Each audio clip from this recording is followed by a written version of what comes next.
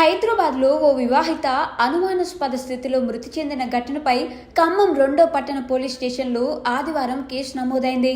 ఖమ్మం నగరానికి చెందిన రేగుల అనిల్ పోలీస్ శాఖలో హైదరాబాద్లో జూనియర్ అసిస్టెంట్గా పనిచేస్తున్నాడు. జీడిమెట్ల పోలీస్ స్టేషన్ పరిధిలోని సాయినగర్లో నివసించే అతనికి భద్రాద్రి జిల్లా పాల్వంచకు చెందిన సాహితితో వివాహమైంది. వీరికి 2 పిల్లలు. కొంతకాలంగా వదినతో వివాహేతర సంబంధం పెట్టుకున్న అనిల్ సాహితిని వేధిస్తున్నాడు. దీనిపై పలుమార్లు పెద్దల మధ్య పంచాయతీ జరిగినా అతనిలో మార్పు రాలేదు. ఈ క్రమంలో పాల్వంచలోని బంధువులకు శనివారం ఫోన్ చేసిన అనిల్ తన భార్య సాహితి గుండెపోటుతో మృతి చెందినట్లు చెప్పాడు.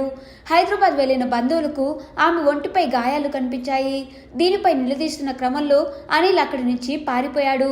సాహితి మృతదేహాన్ని ఖమ్మం తీసుకొచ్చిన బంధువులు 2వ పట్టణ పోలీసులకు ఫిర్యాదు చేశారు.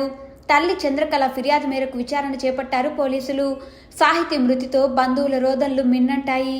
అనిల్పై కఠిన చర్యలు తీసుకోవాలని బంధువులు డిమాండ్ చేస్తున్నారు. ఏది ఏమైనా భర్తతో విడిపోయిన వదినను బలవంతంగా లొంగదీసుకున్న అనిల్ అడ్డుగా ఉందని భార్యను అంతమొందించడం రాష్ట్ర వ్యాప్తంగా సంచలనమైంది. ఇంత అన్యాయం చేసి చంపుతారా మా బిడ్డని?